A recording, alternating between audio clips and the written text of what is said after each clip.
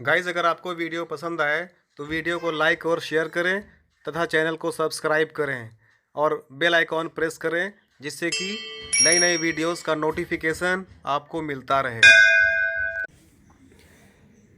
Hello students, how are you? I hope you are fit and fine there. So guys, आज की class में हम लोग simple future tense या future indefinite tense का अध्ययन करेंगे, जो कि फ्यूचर टेंस को इंट्रोड्यूस कराएगा। फ्यूचर टेंस क्या होता है, अफर्मेटिव, नेगेटिव, इंट्रोगेटिव, और साथ में इसको ट्रांसलेशन भी जानेंगे हम लोग। ठीक है, तो आइए इसकी शुरुआत करते हैं पहचान से। तो हम लोग फ्यूचर इंडेफिनिट या सिंपल फ्यूचर टेंस की पहचान कैसे करते हैं? तो इस टेंस में भविष्य में काम का होना पाया जाता है, परंतु कार्य होने का समय निश्चित नहीं होता है। अर्थात यह निश्चित नहीं दिया होता है कि काम कब प्रारंभ होगा और कितनी देर तक चलेगा। हिंदी में ऐसे वाक्यों की क्रियाओं के अंत में गा, गी, गे लगा होता है। याद रखेंगे, हिंदी में ऐसी क्रियाओं के अंत में गा, गी, गे लगा होता है, जिससे हम पहचान सकते हैं कि यह टेंस फ्यूचर टेंस में है या सिंपल फ्यूचर टेंस में है। तो चलिए शुरुआत करते हैं इसका अफर्मेटिव सेंटेंस से। अफर्मेटिव सेंटेंस बनाने का पहला नियम इसका है, जैसे ऐसे वाक्यों के अंग्रेजी बनाने से पहले कर्ता, फिर शैल या विल का प्रयोग करते हैं, फिर दोनों वचनों की क्रियाओं के साथ हम लोग वर्ब की फर्स्ट फॉर्म का प्रयोग करते हैं। याद रहेगा आपको, सब्जेक्ट लगाना है, फिर शैल या बी लगाना है, शैल या विल लगाना है, फिर वर्ब के बाद हमको ऑब्जेक्ट लिखना होता है। यहाँ पर हम लोग शैल विल का प्रयोग करने के बाद वर्ब की फर्स्ट फॉर्म का प्रयोग करते हैं। शैल का प्रयोग हम लोग कहाँ पर करते हैं? आई और वी के साथ करते हैं। सिर्फ आई और वी के साथ हम लोगों को शैल का प्रयोग करना होता है, और अन्य के साथ हम लोगों को, अन्य सब्जेक्ट के साथ हम लोग विल का प्रयोग करते हैं। हालांकि कोई श्योर नहीं है, जहाँ पर किसी बात को ज़ोर देकर कहना होता है, एम्फैटिक वे में बात करना होता है, अवश्य की अवश्य लगा दिया जाए, वहाँ पर हम लोग जो है शैल के स्थान पर विल का प्रयोग करते हैं और विल के स्थान पर शैल का प्रयोग करते हैं। बताएंगे आपको। तो इसका दूसरा नियम कहता है, रूल 2 कहता है, साधारण भावार्थ प्रकट करने वाले वाक्यों में आई और वी के साथ शैल और अन्य क्रियाओं के साथ विल का प्रयोग करते हैं। ठीक है ना, जो आपको मैंने बताया अभी। तो इसके एग्जाम्पल के द्वारा समझते हैं। मैं तुम्हारे साथ वाराणसी जाऊंगा। क्या रहा है लास्ट में? गागी गया रहा है ना, तो फ्यूचर टेंस की चर्चा हो रही है। तो मैं तुम्हारे साथ वाराणसी जाऊंगा। आई, आई के साथ हम लोग किसका प्रयोग करते हैं? मैंने बताया अभी, शैल का प्रयोग करते हैं। आई शैल, और साथ में वर्ब की फर्स्ट फॉर्म का प्रयोग करते हैं, गो। तो हो गया ये, I shall go to Varanasi with you, common चीज़ है। तो I shall go to Varanasi with you, मैं तुम्हारे साथ बनारस जाऊंगा या वाराणसी जाऊंगा। दूसरा एग्जाम्पल कहता है, वह कल स्कूल जाएगा। वह के लिए हम लोग विल का प्रयोग करते हैं, वर्ब की first form go. He will go to school.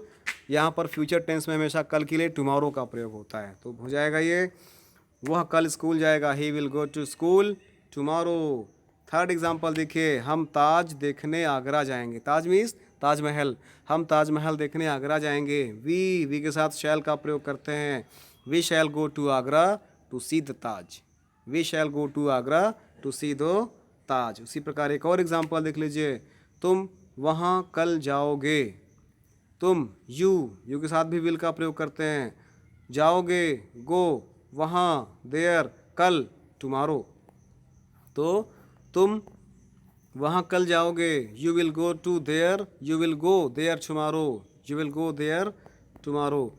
चलिए, इसका तीसरा नियम कहता है, अफर्मेटिव सेंटेंस का तीसरा नियम कहता है, धमकी, आदेश, बाध्यता प्रकट करने के लिए हम लोग आई और वी के साथ विल का प्रयोग करते हैं और अन्य सब्जेक्ट के साथ हम लोग शैल का प्रयोग करते हैं। तो जहाँ पर धमकी वाली बात होगी, जहाँ पर आदेश वाली बात होगी और बाध्यता वाली बात होगी, वहाँ पर हम लोग आई और वी के साथ विल का प्रयोग करते हैं और अन्य के साथ शैल का प्रयोग करते हैं। और जहाँ पर साधारण फ्यूचर टेंस होगा, वहाँ पर हम लोग आई और वी के साथ शैल का प्रयोग करते हैं और बाकी के साथ विल का प्रयोग करते हैं। जैसे अगर धमकी देकर बात कर रहे हैं तो हम लोग आई और वी के साथ विल का प्रयोग करते हैं। जैसे एग्जाम्पल के द्वारा समझिए, मैं आज अवश्य पढ़ूंगा, आई विल रीड टुडे। अवश्य के यहाँ पर नेसेसरी या श्योरली नहीं लिखना है, यहाँ पर आप विल और शैल को आपस में चेंज कर दो तो अवश्य का अर्थ निकल आएगा यहाँ पर।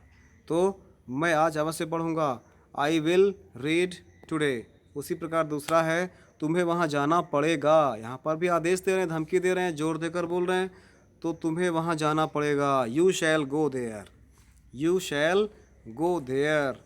ठीक है ना, इसको समझिएगा ध्यान से। कुछ विशेष जैसे फ्यूचर इंडेफिनिट टेंस में कल के लिए हमेशा टुमारो का प्रयोग करते हैं, पास्ट इंडेफिनिट टेंस में कल के लिए यस्टरडे का प्रयोग होता है, याद रखिएगा। फ्यूचर टेंस में है तो टुमारो, और अगर पास्ट टेंस में है तो यस्टरडे का प्रयोग होता है। अब हम नेगेटिव सेंटेंस की बात कर लेते हैं। इसका नेगेटिव सेंटेंस कैसे बनेगा? इसका पहला नियम है, जैसे नेगेटिव सेंटेंस बनाने में विल या शैल के बाद नॉट लगा देते हैं, याद रहेगा। विल या शैल के बाद हमको नॉट लगा देना होता है। जैसे मैं शाम की गाड़ी से आगरा नहीं जाऊंगा, मैं शाम की गाड़ी से आगरा नहीं जाऊंगा। I shall not go to Agra by the evening train. I shall, I से शैल लगाते हैं और शैल के बाद हम लोग नॉट का प्रयोग करते हैं, पता ना, शैल या विल के बाद नॉट का प्रयोग करना है। तो मैं शाम की गाड़ी से आगरा नहीं जाऊंगा, I shall not go to Agra by the evening train. उसी प्रकार दूसरा एग्जाम्पल है, कल हम हॉकी का मैच नहीं देखेंगे, कल हम हॉकी का मैच नहीं देखेंगे। हम के लिए वे के साथ शैल, शैल के बाद नॉट लगा देंगे। नहीं खेलेंगे, प्ले खेलना, क्या, हॉकी मैच, कब, टुमारो कल। तो कल हम हॉकी का मैच नहीं खेलेंगे, we shall not play a hockey match tomorrow.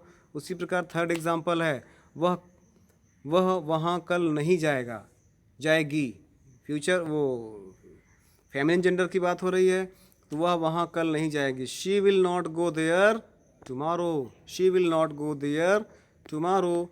Interrogative sentence की चर्चा कर लेते हैं इसी साथ में, इसी क्लास में ही। इंट्रोगेटिव सेंटेंस का पहला नियम है, जब हिंदी वाक्य में क्या शब्द पहले दिया होता है तो शैल या विल को सेंटेंस के प्रारंभ में लिखते हैं, फिर वर्ब, फिर सब्जेक्ट लिखते हैं, इसके बाद वर्ब की फर्स्ट फॉर्म का प्रयोग करते हैं। जैसे पहला नियम है, जैसे पहला एग्जाम्पल है, क्या वह इन खिलौनों से खेलेगा, क्या वह इन खिलौनों से खेलेगा। देखो क्या शब्द पहले आ गया तो विल या शैल को पहले लिखना पड़ेगा। क्या वह इन खिलौनों से खेलेगा, will he play with these toys, will he play with these toys. उसी प्रकार से दूसरा एग्जाम्पल है, क्या वह अपनी बहन के साथ कानपुर जाएगी, will she go to Kanpur with her sister. इसका दूसरा एग्जाम्पल, दूसरा नियम कहता है इंट्रोगेटिव सेंटेंस का, क्वेश्चन वर्ड टाइप सेंटेंस कहता है, जब प्रश्नवाचक शब्द वाक्य के बीच में आता है तो पहले प्रश्नवाचक शब्द की अंग्रेजी लिखते हैं, फिर शैल या विल का प्रयोग करते हैं, फिर सब्जेक्ट और बाद में वर्ब की फर्स्ट फॉर्म का प्रयोग करके इसका ट्रांसलेशन करते हैं।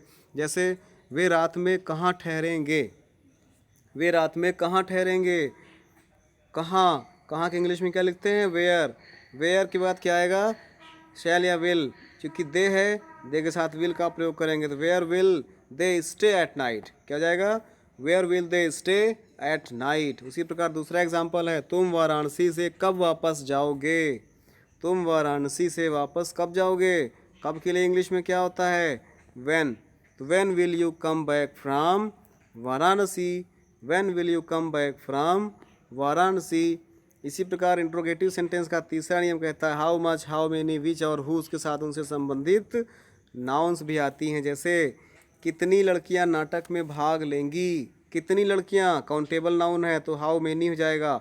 हाउ मेनी गर्ल्स, तो हमने कहा भी इन सभी के साथ हम लोगों को नाउन भी लगाना पड़ता है, तो हाउ मेनी गर्ल्स क्या नाउन है, तो how many girls will take part in the drama, how many girls will take part in the drama. उसी प्रकार दूसरा एग्जाम्पल है, तुम मुझे पढ़ने के लिए कौन सी किताब दोगे, तुम मुझे पढ़ने के लिए कौन सी किताब दोगे, कौन सी मीन्स विच, तो हो जाएगा which book will you give me to read, तुम मुझे पढ़ने के लिए कौन सी किताब दोगे, which book will you give me to read.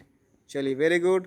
इसका अगला एग्जाम्पल है, अगला रूल कहता है इंट्रोगेटिव सेंटेंस का, यदि प्रश्नवाचक शब्द की ही कर्ता का कार्य कर रहा हो तो पहले प्रश्नवाचक शब्द की अंग्रेजी लिखते हैं, फिर इसके बाद विल या शैल, फिर वर्ब की फर्स्ट फॉर्म का प्रयोग करते हैं। जैसे एग्जाम्पल, जैसे इसका एग्जाम्पल नहीं दिया हुआ है, एग्जाम्पल को आप लोग समझ लीजिएगा, मैं आपको एग्जाम्पल समझा देता हूँ। जैसे जैसे आपके सामने एग्जाम्पल लिखा हुआ है, आज स्कूल कौन जाएगा, ये एग्जाम्पल लिखा हुआ है, आज स्कूल कौन जाएगा, आज, तो स्कूल कौन जाएगा, तो पहले हु को लिखेंगे हम लोग, ये हु, फिर will go to school today, आज स्कूल कौन जाएगा, who will go to school today, ये who will go to school today, ये who will go to school today, last में क्वेश्चन मार्क का प्रयोग कर देंगे। इस प्रकार से ये हो गया आपका कि जब हु का प्रयोग करना हो तो कैसे प्रयोग करेंगे।